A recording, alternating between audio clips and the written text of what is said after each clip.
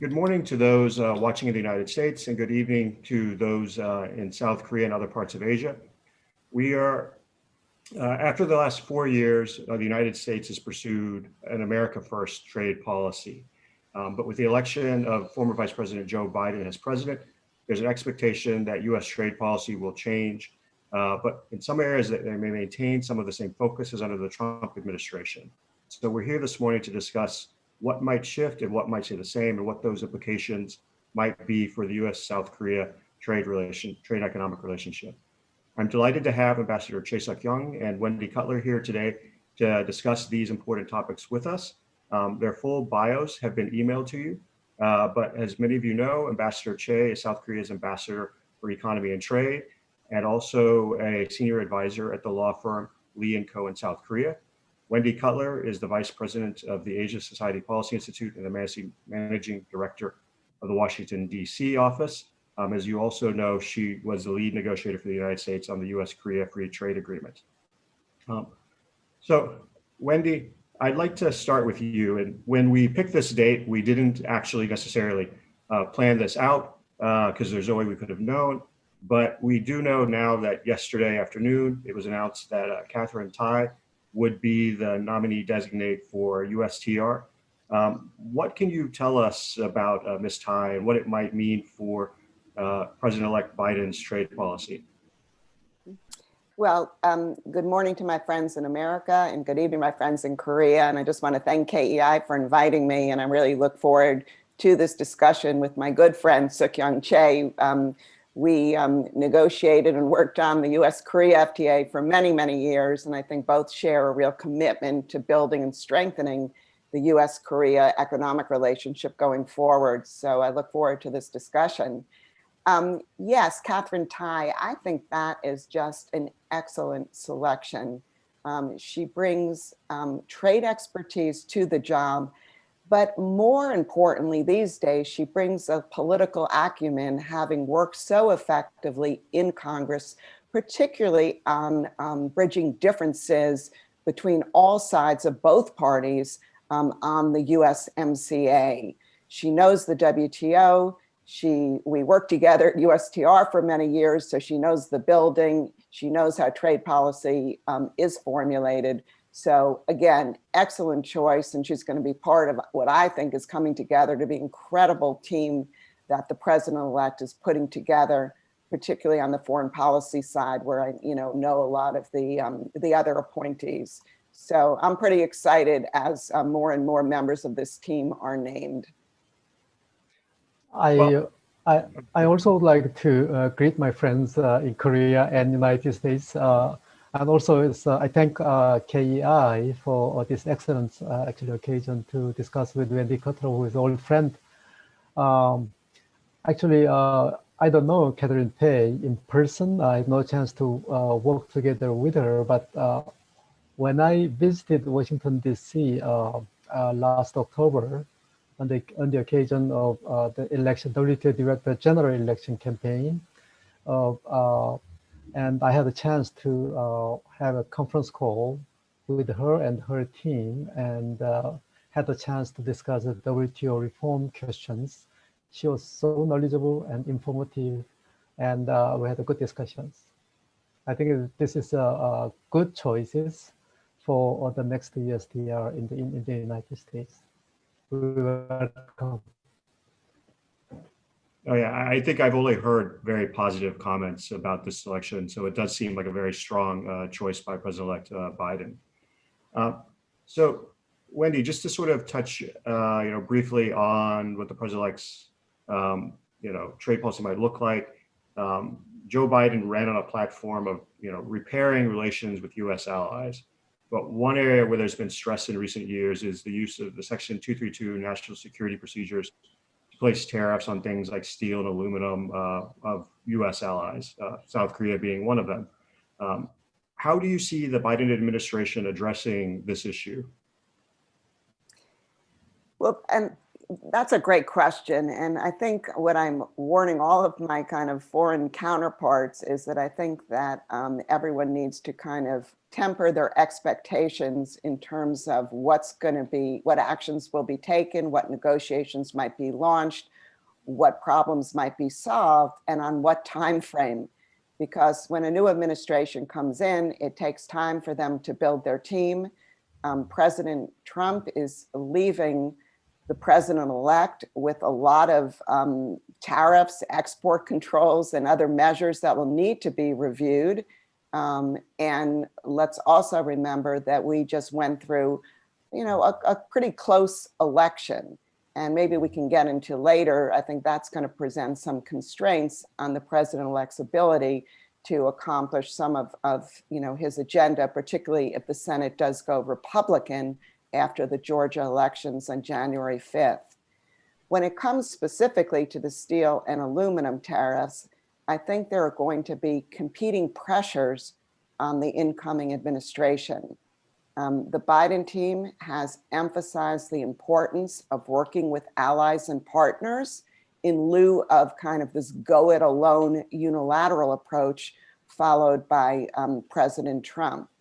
But I think when it comes to trade and his team fans out around the world and wants to talk about repairing and strengthening alliances and partnerships, a lot of our partners are going to be asking for the lifting of tariffs, specifically on steel and aluminum. The fact that President Trump used Section 232, imposed these tariffs, or in the case of Korea, negotiated quotas under the national security statute is something that I think our trading partners still are reeling from. And so there will be that pressure. However, I think there will also be a competing pressure domestically. We need to remember that the steel industry and steel workers were strong supporters of the president-elect. Many of the states in the industrial heartland are decisive swing states. And so, the president-elect is going to face these competing pressures. I do think that there is a path forward. I think it will take some time. In my personal view is, I think, to lift these tariffs or these quotas, the Biden team would need to get something in return from our trading partners, really trying to get at the core problem that the steel tariffs and quotas were designed to alleviate, and that was Chinese overcapacity. And frankly, they really didn't help in that regard. And so I think we need to go back to what is the core objectives? What are the problems in the steel industry? How can we work with our allies and partners to ensure that China is not pursuing trade distortive measures? So, Ambassador Che, Wendy has said, we'll need patience on some of these issues. Clearly, even beyond that, the pandemic and the issues in the U.S. economy are going to be top priorities for the Biden administration coming in. Is there concern in South Korea that these issues might get pushed to the back burner and take an extended period of time? And what types of steps would South Korea like to see the Biden administration take on trade? Right. Actually, we welcome the Biden administration's likely trade policy platform. Actually, I can conceptualize with the 4 R's. One is the reset with the allies to define common interest. Particularly, most of the allies were abandoned during the Trump administration in terms of the trade issues. We welcome this message. And secondly, U.S. will re-engage the WTO, and Korea highly appreciate the revitalization of the multilateral trading system based on the rules. And thirdly, the rationalized export control regimes. And finally, the revitalize the U.S. economy. We fully understand, actually, in the first year after take the office, the new president should focus the domestic issues. Therefore, there's competing pressures from domestic stakeholders, and also the expectations from allies would be actually different. But at least from the perspective of allies, we would like to get a clear signal of trade policy directions from the United States. We may already recognize a statement from European Union on transatlantic trade agenda between US and United States, EU and United States. They just single out the 4 priority areas. Likewise, in Asia Pacific, most of US allies are also expecting what kind of specific policy directions the US would take in Asia Pacific trade architecture. Therefore, we look forward to the policy directions, the trade policy directions of the United States as early as possible in concrete ways. So, Wendy, keeping on this theme of the Biden administration's domestic focus, President-elect Biden ran on a campaign and his slogan was "Build Back Better." And within that, there's been talk about, more Buy American. And so some have suggested that, President-elect Biden's trade policy might not be that different from President Trump's at the end of the day. Where do you see, things, falling on the agenda for trade under the Biden administration, and what changes, if any, should we maybe expect under President-elect Biden? Well, I think there will be some similarities, and the two I always point to is the one first that you mentioned, kind of this build back better, bringing supply chains home, building up domestic production capacity, particularly with respect to essential goods and perhaps some strategic products. But I would also emphasize that I would think that we'll also see an emphasis on establishing and strengthening secure supply chains with our allies and partners. We can't make and we shouldn't make everything at home. And if we're concerned about, let's just say, an over-reliance on China in particular, then why not work more closely with our allies and partners? So if there's another crisis, we're less subject to vulnerabilities. So that would be number one. I think the other area where there will be similarities with respect to the underlying concerns is our approach towards China. I think the Trump administration has diagnosed the problem correctly, and the Biden administration, I think, shares many of those concerns. That said, the departure will be the approach they take to those problems. And here is where the Biden team, I think, is going to put a huge emphasis on working with allies and partners to address specifically China challenges in the trade area. We're talking about unfair trade practices and practices, trade distorting practices associated with a state-run economy. And I think in this area, there are clear alignments between US and Korea. And I would hope that Korea would be one of our partners in trying to work with China to strengthen the multilateral rules in this area. So those are two areas of similarities, but again, a different in approach with respect to China.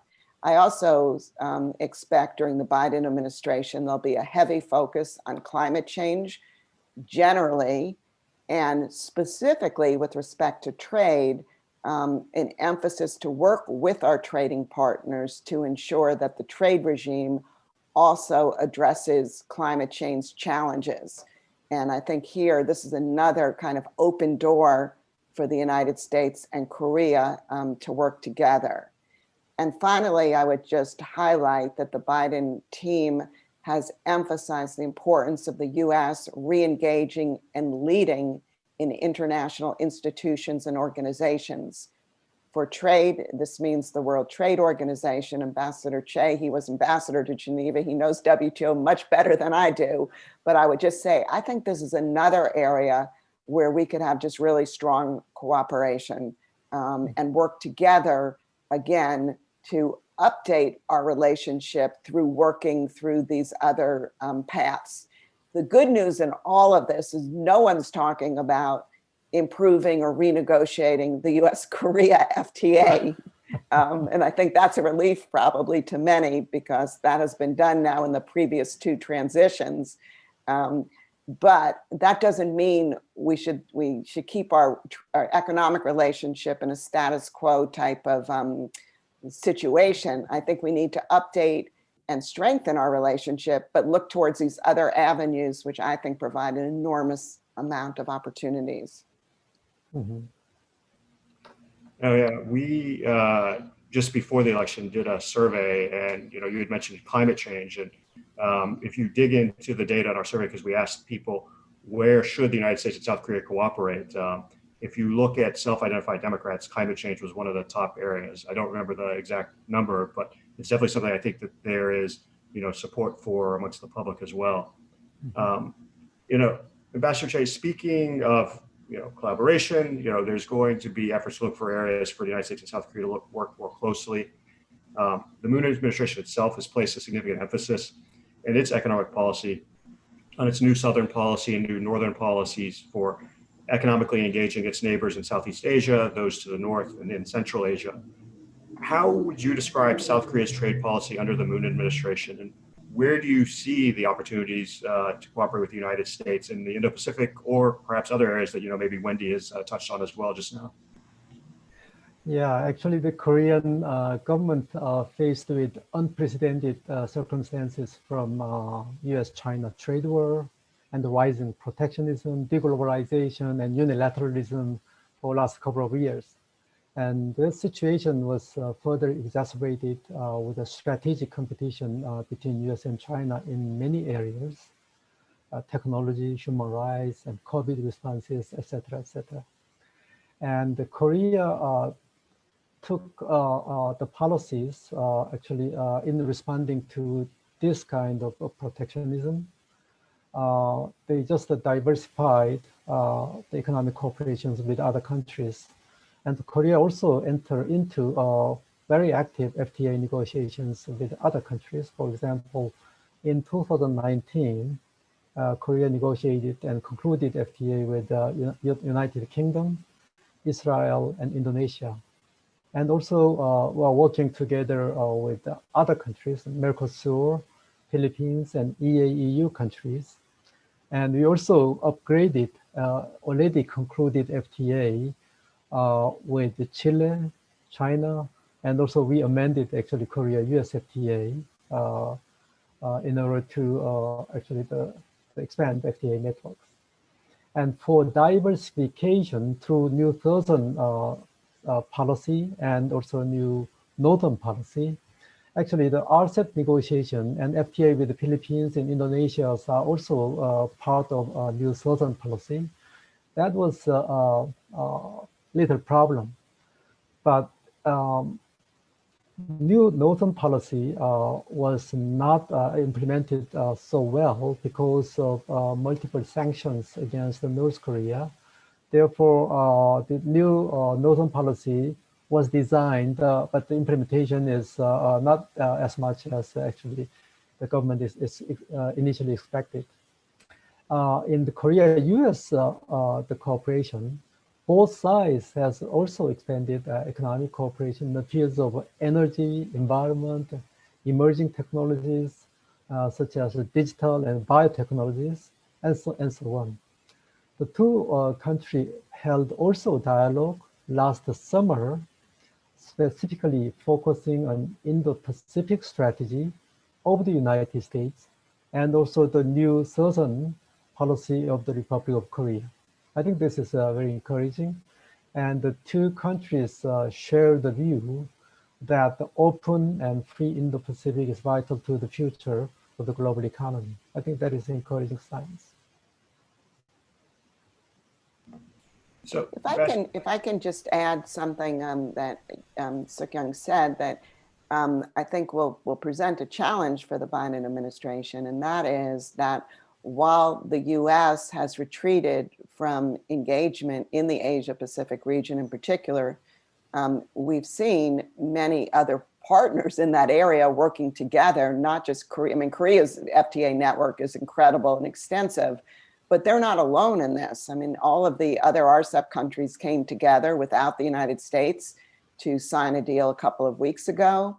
The CPTP members have put into place the TPP agreement without the United States. That's been in force almost 2 years now.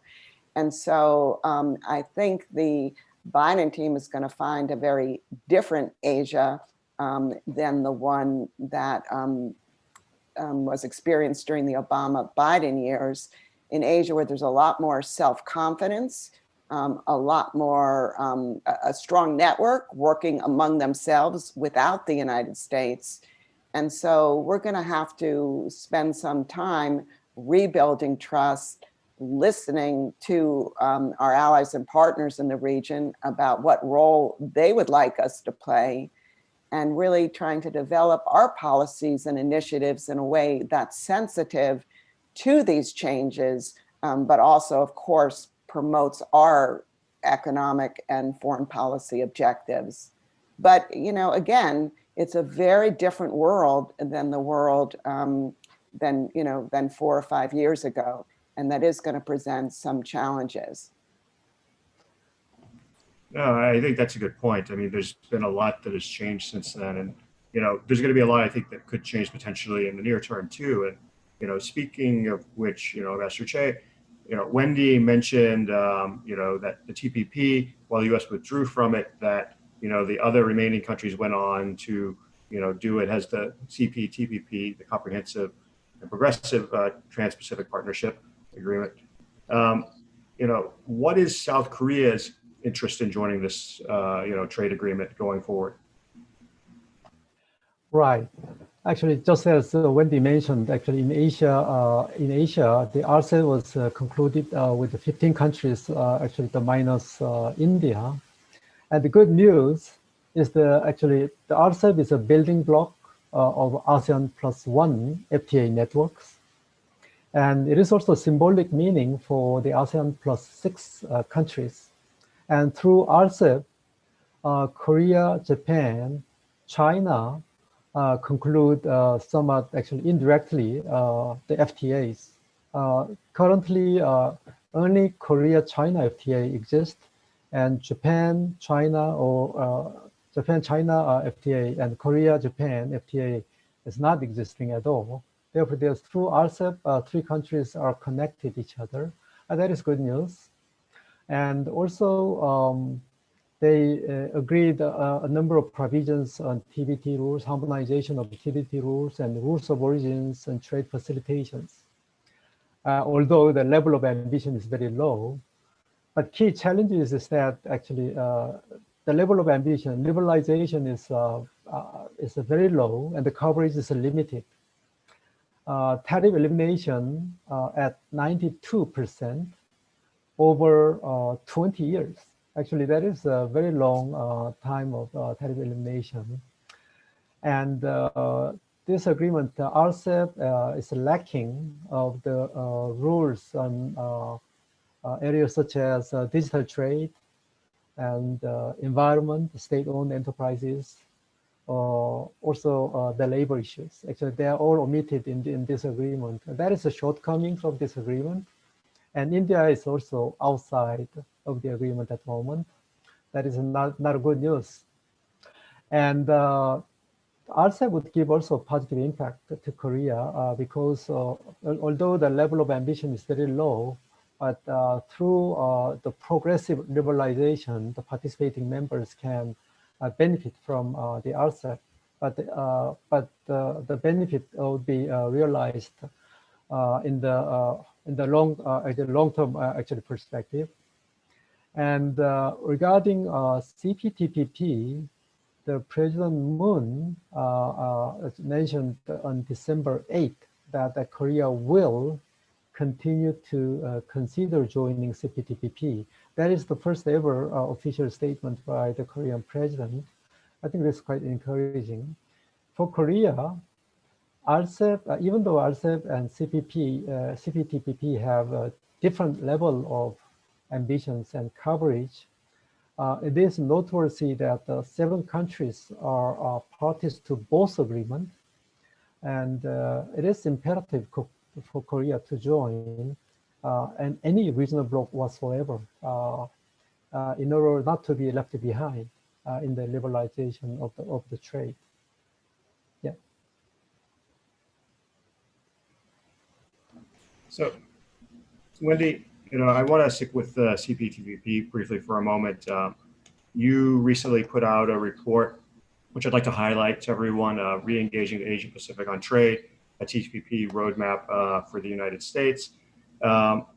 What potential options on TPP or CPTPP do you see for the United States, and what is sort of the likely path forward?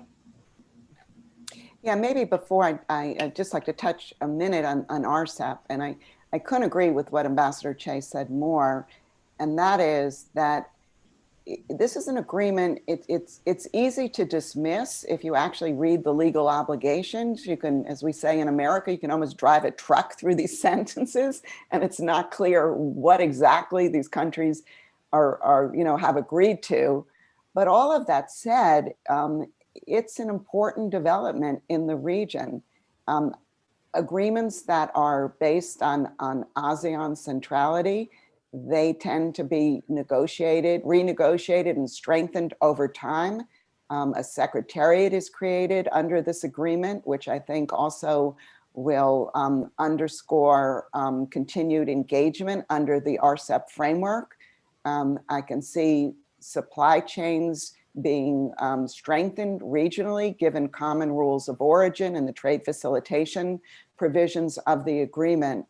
And so when I look at RCEP, I recognize it's nowhere in the league of the CPTPP ambitious provisions, but it should be taken seriously.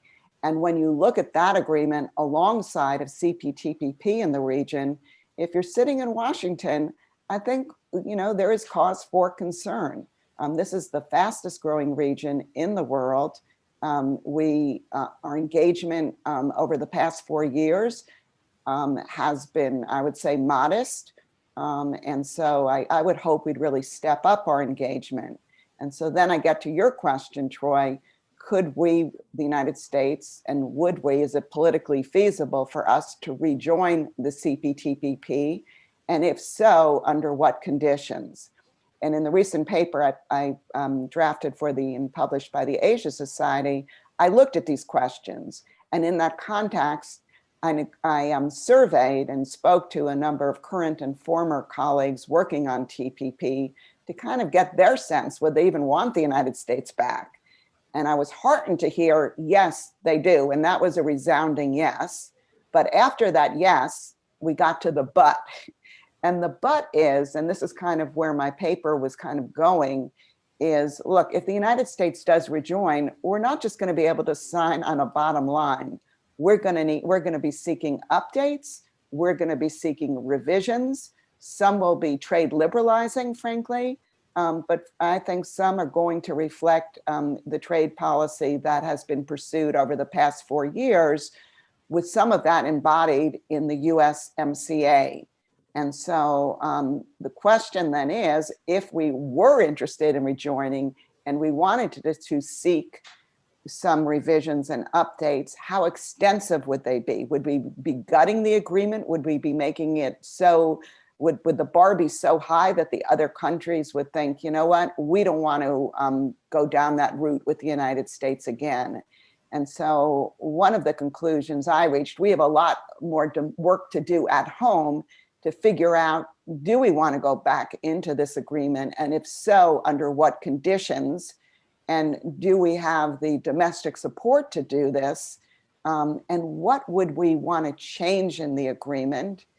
And then also, if we do undertake domestic competitive measures and our economy is recovering, let's just say in a year or two under the Biden administration, would that pave the way for the United States to rejoin CPTPP by taking off some of the pressures that many of our industries and stakeholders and workers are putting on the White House?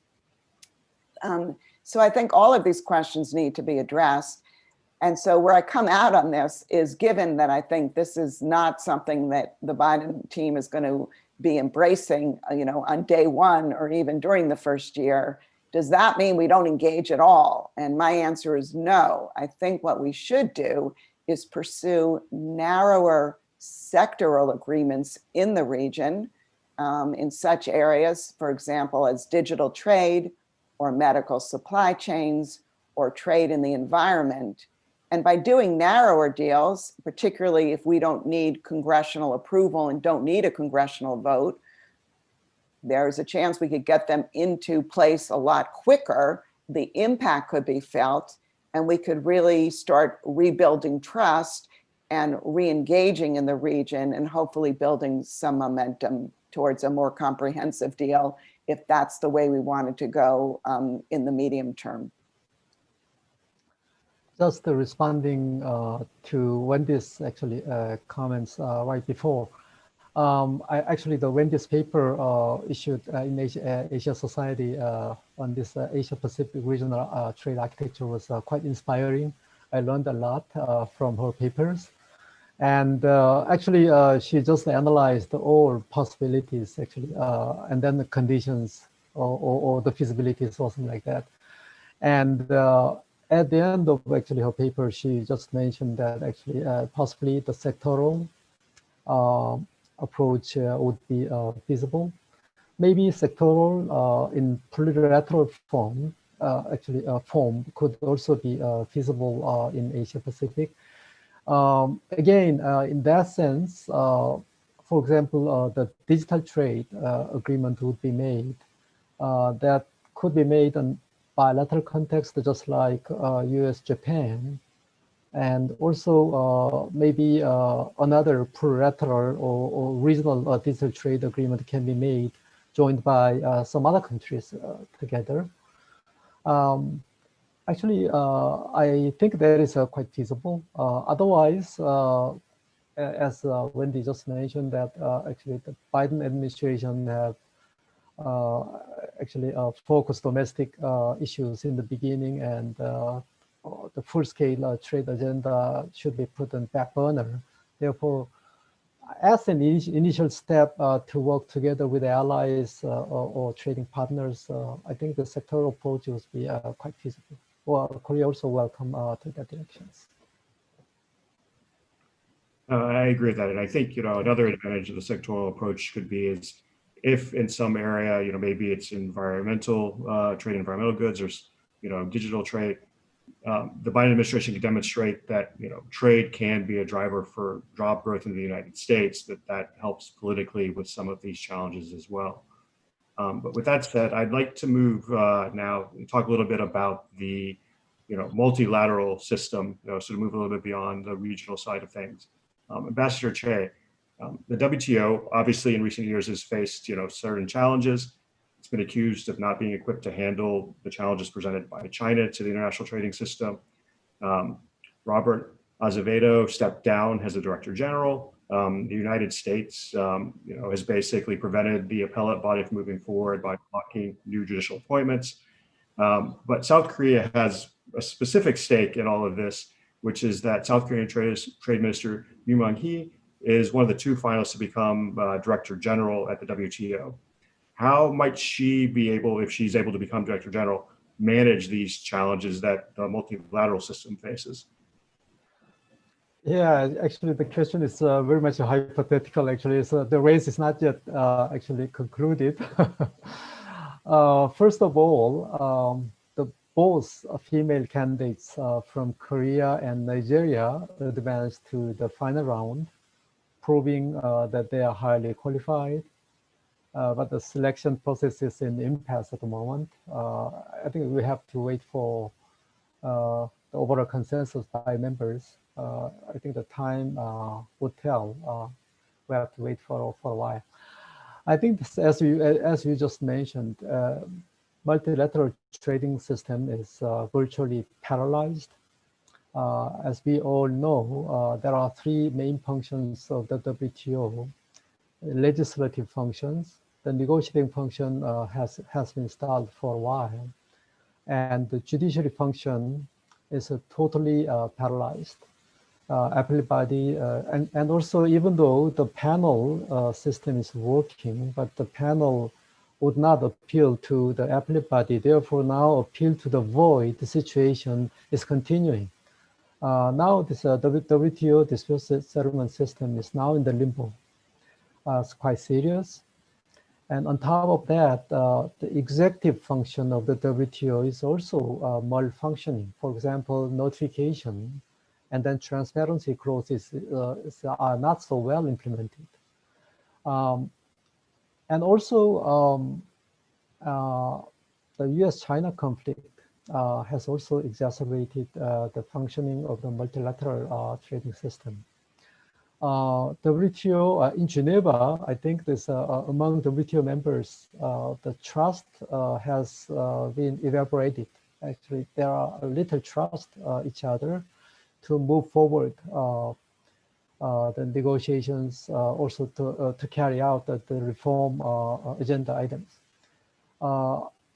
We have, if we see a number of reform proposals put forward by WTO members for last couple of years, actually there are very good proposals, and then there are also very much substantive discussions inside and outside of the WTO. For example, David Walker's proposal on the reforming an appellate body system was very much welcomed by the members, but the Walker process was not supported by United States. Therefore, even though they have achieved a lot of actually good things, but they could not deliver at the moment. And also the Ottawa process, where a number of countries, like-minded countries are participating, have discussed actually how to improve the functioning of WTO and how to carry out of the reforms. But actually, the U.S. leadership was not actually being present in both actually the process. Therefore, there are high expectations from WTO members that the U.S. new administration would show the clear leadership in the reform, in the discussion of the WTO reforms. And actually, your last question is what would be the task of new Director General if the Korean the candidate would be selected? It's quite hypothetical, but whoever would be selected, actually the new Director General of WTO would face with daunting challenges, because actually the challenges were already mentioned. Actually, challenges from inside and challenges from outside. On top of that, WTO is a member-driven organization. Therefore, WTO Director General herself could not actually reform the entire actually the system. Therefore, the new Director General must be communicator, good communicator, and building trust among WTO members, and then facilitator of the bridging the gaps or something like that. Yeah, I would not envy actually any new WTO Director General actually who would take the seat. Yeah, I think it's going to be a very challenging job, whoever ends up being the ultimate candidate or winner in the race. So, Wendy, I'd like to get your thoughts as well on the international trading system. You know, given the strains that we've seen in recent years from the trade war with China, the weakening of the WTO, you know, COVID-19. You know, what are some of the reforms you see as being needed to international trade rules for, you know, trade to continue to prosper? Mm-hmm. Well, just first on, you know, the WTO itself, clearly the DG race is on everyone's mind now. It's kind of in hiatus, I think, kind of waiting for the Biden team to come in.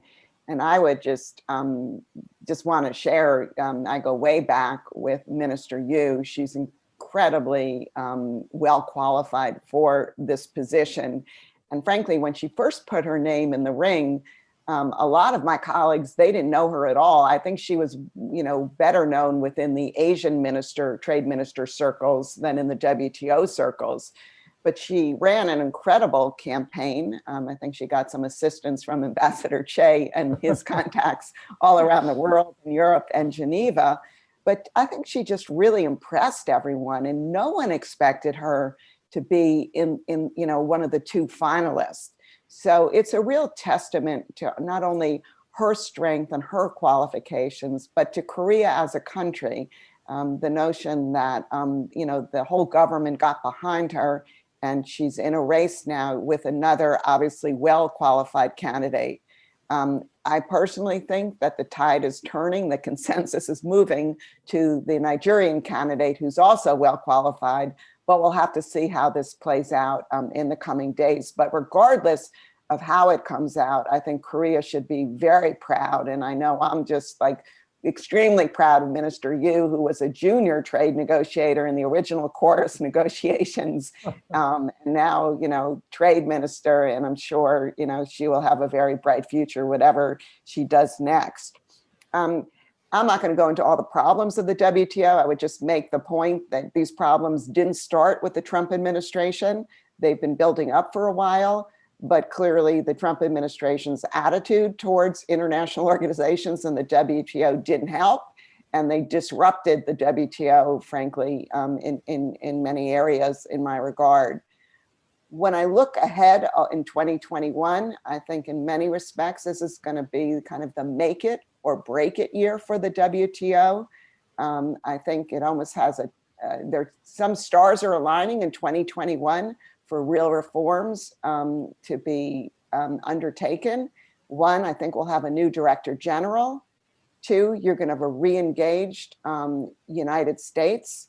And third, there'll probably be a ministerial meeting, which will kind of be an action forcing event, hopefully for some early deliverables coming out of the negotiating process.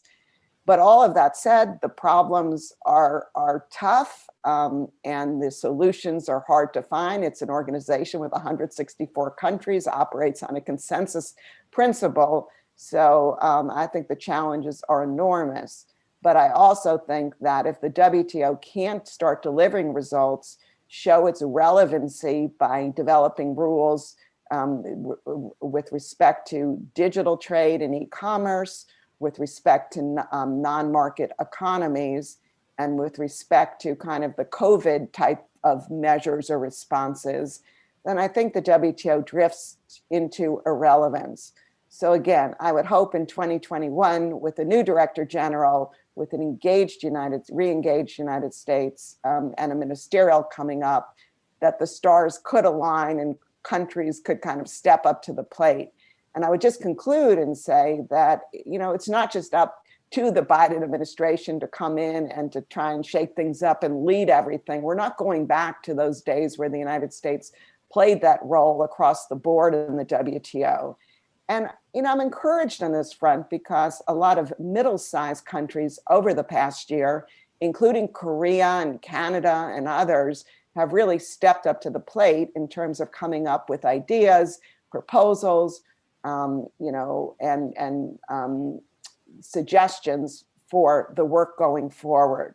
So if that kind of engagement continues, and if somehow we can bridge the U.S.-China difference of views in some issues, which is going to be a huge task, there are some signs of hope. Every WTO discussion I'm in, everyone gets so depressed so quickly.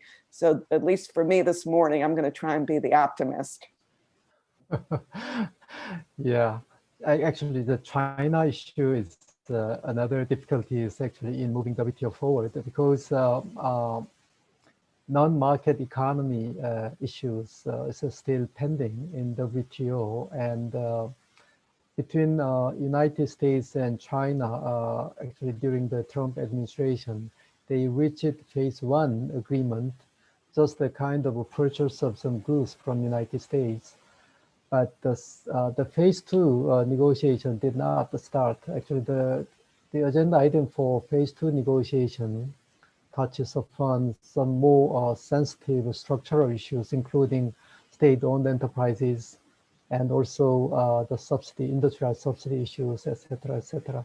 All these issues are also linked with the reform of the WTO.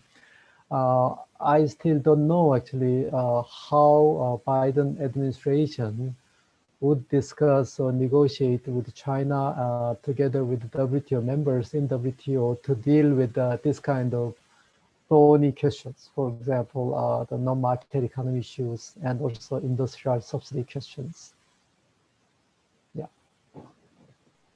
So before turning to some audience questions, what I'd like to ask you both, maybe very quickly, if you could, is, one China issue that we haven't talked about that is going to be a challenge is, China's increasing use of, opaque trade restrictions to pressure other countries.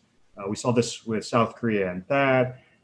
We're seeing it now with Australia over, its request for an independent WHO investigation into the origins of COVID-19 and some other issues. So I guess, to Wendy, I'd ask, what do you think the United States and its allies, should do or could do perhaps to address this issue? And then sort of similarly, Ambassador Che, what would you maybe hope the United States might do if China tries this again against South Korea? And is there a multilateral approach to this issue? And maybe we'll start with Wendy and then go to Ambassador Che. So from my perspective, working with allies and partners, trying to address the China challenge on the economic front, that's not limited to just rule making and standard making. I think it also calls for coordination with respect to investment measures, with respect to export controls, and with respect to responding to some of the new measures and laws that China is putting into place. So I see that that discussion with allies and partners vis-a-vis China to be kind of multifaceted. And I think part of that discussion absolutely needs to include this whole issue of economic coercion. I think that if China concludes that it can kind of get away with imposing restrictions against a country and the rest of the global trading community is basically quiet or just puts out a statement saying that they're concerned, what is the message to Beijing? Do they feel emboldened to do that again against other middle-sized countries? So at a minimum, and this is just from a trade perspective, I think what the WTO members should coalesce around would be really calling China out at an upcoming maybe General Council meeting, I think that takes place next week, and to using China's trade policy review to kind of call out these practices. But I think it's really the responsibility of the global trading community to send that message to China. And as they're imposing all these restrictions against Australia, you have the Chinese leadership talking about the importance of the rules-based system, the perils of protectionism, and the speaking against unilateralism and for multilateralism. So there's a real disconnect between what's being said at this level and what's being done on the ground right now to Australian imports. But today it might be Australian imports. Tomorrow, who knows? May I? Yes, please. Okay, right. Actually, we are now experiencing strategic competition between U.S. and China. Against this backdrop, Korea has experienced Chinese economic coercion with a THAAD a couple of years ago, and the situation was recently a bit improved, but not entirely recovered. Still, we are suffering in many fronts. And according to the report by the Center for New American Security, actually they just issued a report on Chinese use of economic coercive measures. And there are numerous cases mentioned in this report against Japan, Norway, Philippines, Mongols, and Korea, and then now also the Australia quite recently for last 10 years. Actually, it's repeating patterns from Chinese front. Most of the steps are not consistent with the WTO rules in our view. that is kind of unilateral measures. Of course, China may insist that those measures can be legitimized by the security exceptions of the WTO. We still don't know. Actually, the language of the weaponization of independence has become a reality, particularly in East Asia. The asymmetry of interdependency could be exploited by the country, which plays the role as a hub in the value chains. For example, China and Japan would have utilized the situation because they have upper hands in the independence of supply chains. Korea suffered from China, and Korea suffered from Japan, from Japanese export control, because Japan controls more supply chains in the high-tech areas, and Korea suffering. Should there be a strong enforcement of multilateral rules, I think we can alleviate the situations, and not only from WTO, but also in G20 or APEC or other international fora. The member countries can speak out, actually, the measures which are not consistent with the rules. Then actually the countries who would like to take economic coercive measures would have to have a second thought, actually, before they just introduce such measures. Thank you. So I want to turn and try and get maybe some audience questions in as well now.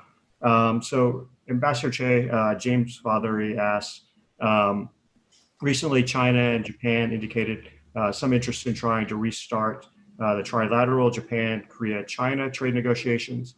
In light of RCEP, what additional liberalization might occur? And is this a viable prospect given the ongoing issues amongst all of the parties? CJK, China, Japan, Korea FTA negotiations started already several years ago, but this tripartite negotiation was not actually making meaningful progress so far. But through RCEP, the three countries successfully concluded bilateral FTAs. Actually, before RCEP negotiation was concluded, Korea, China already concluded bilateral FTA. But through RCEP, China, Japan, and Korea, Japan concluded bilateral FTA. Although the level of liberalization is very low, there are many products which were exempted from this bilateral settings. For example, Korea carved out the tariff reduction all automobile and automobile parts between Korea and Japan FTA. Likewise, Japan-China FTA is also very low because they just carved out actually the most of sensitive product lines. Therefore, in that sense, the level is very low, but the good news is that anyway, they have a framework, they have an agreement anyway. Therefore, in the course of time, the tariff would be lowered down and the progressive liberalization would be achieved.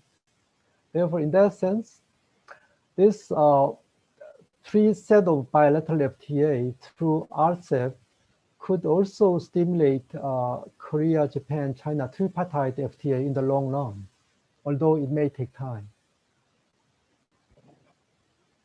Thank you. So I'm going to try if I can just add, I think, I couldn't agree more. Now that RCEP is concluded, China already is moving on, talking about, reinvigorating the trilateral negotiation. And also China's, has talked also about its interest in joining CPTPP. So I think the combination of all of this really needs to be a wake-up call for the United States in that, we need to really step up our economic engagement in the region, recognizing we have, domestic issues we need to deal with. We have domestic politics we need to deal with. But I think given the team that the president-elect is bringing in on trade and foreign policy, I think we can figure this out. But again, I mean, the trilateral negotiation, everyone, I'm sure in the US is looking at it saying no chance that will ever go forward. And people were very skeptical that RCEP would ever be signed. But again, I think that it's easy to say that, but once you understand the trends in the region and the economic integration that's going on, and the fact that the United States is kind of on the sidelines, I think that anything is possible, maybe not in the immediate term, but in the medium to long term. So in the interest of time, I'm going to try and bundle a couple of questions together real quick. So Mark Mannion asks for you, Wendy. Last month, when President Biden was asked about the completion of RCEP, he implied his outreach to democracies would have a trade component. And Mark quotes, "We need to be aligned with the other democracies, another 25% or more, so that we can set the rules of the road instead of having China and others dictate outcomes because they're the only game in town." He said that we'd have a thorough plan to announce on January 21. So Mark asked, how should we interpret these statements and how much stock are you putting into them? And then one other question for you, Wendy, from Tammy Overby. The US, the EU, and Japan have a trade ministers trilateral on SEOs and subsidies. Sorry, that's actually for Ambassador Che, my apologies. Would Korea be interested in joining? And then for Wendy, what will happen to the phase one deals with China and Japan? That's also from Tammy. So maybe we'll start with Ambassador Che and then finish with Wendy. Can I have the question once again? Actually, Yeah. I just missed that. Sorry, my apologies because I misread that first. It's that the US, the EU, and Japan have a trade ministers trilateral on state-owned enterprises and subsidies. Would Korea be interested in joining? Right. Actually, I'm not government officers. Actually, I could not speak on behalf of our government. But when USMCA was negotiated and concluded, actually, which contained SOE provisions, and there were also interest and concerns that USMCA provisions would become a template of U.S. Trade agreement in the future. Therefore, the Korean, not only Korea, but also other countries in Asia have studied actually the provisions of the SOE issues in USMCA. There are also SOE provisions in TPP and CPTPP. And Korea studied actually the pros and cons of these provisions. And if Korea, actually, as I mentioned earlier, Korean president announced that actually Korea is considering joining the CPTPP, then that means that actually Korea should also consider accommodating all the provisions and obligations which are in the CPTPP, including SOE questions. Wendy? Yeah, so just quickly, the trilateral work between the US, Japan, and the EU, in my view, should be accelerated, completed, particularly when it comes to industrial subsidies, where there's some more work to do. And I think that proposal should be tabled quickly in the WTO, and those three parties should really work with others to gain support for that initiative. And I think Korea would be a natural partner in this regard. So I would hope that that work could be accelerated, escalated in importance and in the level of attention that's been given to it. It's kind of been dormant from what I can tell since last January. It's one thing to say we need to improve the rules on NMEs, but at the same time, if we haven't put any concrete proposals on the table, it's easy just to have a discussion and nothing to happen. I would just complete my remarks and say I was very heartened to hear the president-elect's response to a question in RCEP, because I think he was just right on target. That kind of the US needs to get in the game of writing these rules. So it's not that we're just not gaining the benefits from CPTPP and RCEP. It's that we're not at the table writing the rules and writing the standards and providing our input into the norms development. And this needs to change, particularly not in the WTO, but in other international organizations, and just with respect to other rule writing exercise. I think it's really important, because I think if we're on the sidelines for too long, we're going to just miss the boat of being able to influence the rules going forward. Actually, may I? Yeah, Yes. actually, I misunderstood actually the questions in the beginning. The answer was not right.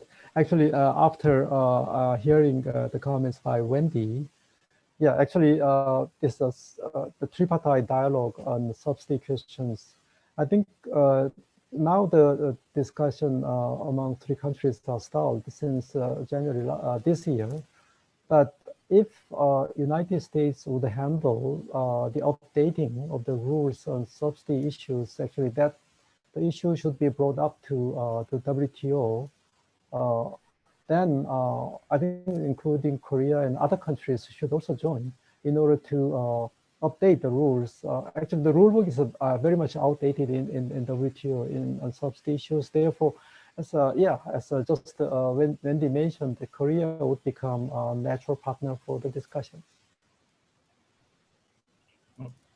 I have a lot more questions for both of you. The audience, I know, has a lot more questions for both of you. Unfortunately, we are out of time, but I would just like to express my thanks to both of you. This has been a really great discussion. It's always a pleasure seeing both of you and talking with you. So I hope we can do this again, but thank you both very much. And thank you to everyone for taking part today.